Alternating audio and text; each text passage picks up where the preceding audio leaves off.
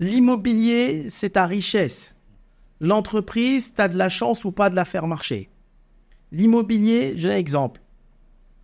Moi, j'ai acheté, tu vois, une vingtaine d'appartements, Luxembourg, d'accord ? J'en ai gardé en tout 4. J'en ai revendu quand c'était haut. Je les ai achetés il y a 10 ans, 500 000 euros. Ils sont montés avant le Covid à 1,2 million l'un. Ok ? Ouais. Belle plus-value. J'ai pas vendu à ce moment-là ces 4-là. Ils ont rebaissé aujourd'hui, ils valent 750. Il y a une baisse de l'immobilier. Mais même si ils ont baissé, ils sont pas revenus à leur on va dire, valeur de départ. Il y a quand même 250 000 $. Donc l'immobilier dans certains pays, ça fluctue, mais t'es jamais perdant. Ah, ça s'écroule pas. T'es jamais perdant avec l'immobilier. Une entreprise, ça vaut que dalle. Demain, ça peut se terminer, une entreprise. Tu vois ? Donc, il faut faire très attention. Parce qu'il y en a plein, ils sont novices dans ce système financier qui maîtrisent mal, avec ou sans financement. Ah, j'ai ma holding, j'ai mon restaurant, top, j'en ai 2, top, ça fonctionne très bien. Je fais ma holding, mon comptable m'a dit de faire la holding. Et il m'a dit avec la holding d'aller investir dans des SCI. Pour m'acheter, tu peux mettre même ta résidence principale sous une SCI et de l'investissement locatif, des murs commerciaux, ce que tu veux. Ok. Demain, ça se démode, ton concept, il marche plus, que ça soit ton resto, ta salle de sport, ta supérette, tout ce que tu veux. Défaillance. Ok ? Ça peut arriver à tout le monde.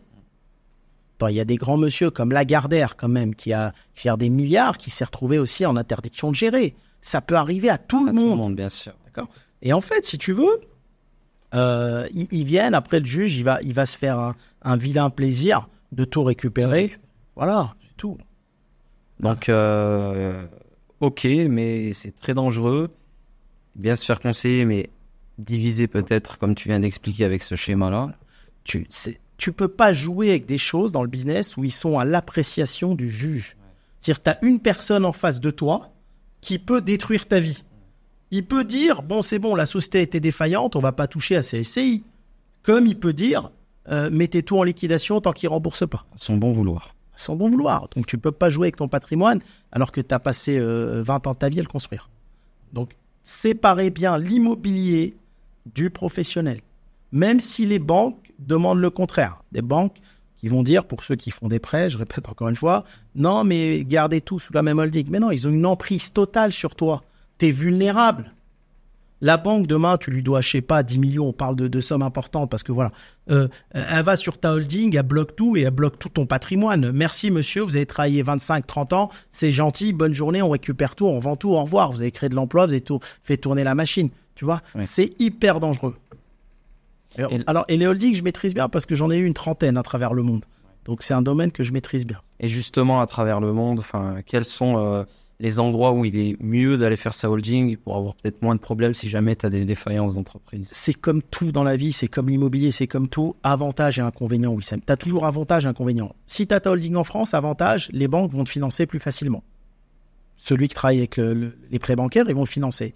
Si ta holding, tout de suite, elle est en Suisse, en Allemagne, au Luxembourg, en Belgique, ça peut freiner les banques françaises aujourd'hui. Ça dépend dans quel pays t'es, dans quel domaine t'es, est-ce que tu as besoin des banques, est-ce que tu es dans des business qui nécessitent des capitaux ou pas. Demain, tu vends une trompette sur Internet, tu n'as pas besoin de capitaux. Mais demain, tu développes un groupe de restaurants ou un groupe d'hôtels, tu as besoin d'argent pour financer tout ça. D'ailleurs, quand tu développes ces groupes-là, tu gagnes jamais d'argent. Tous les bénéfices sont destinés à construire le groupe. Tu gagnes quand tu vends. Ouais. Tu vois, alors qu'il y a des business où tout de suite tu distribues, tu as du cash flow qui rentre tous les mois. Immédiatement. Tu vois.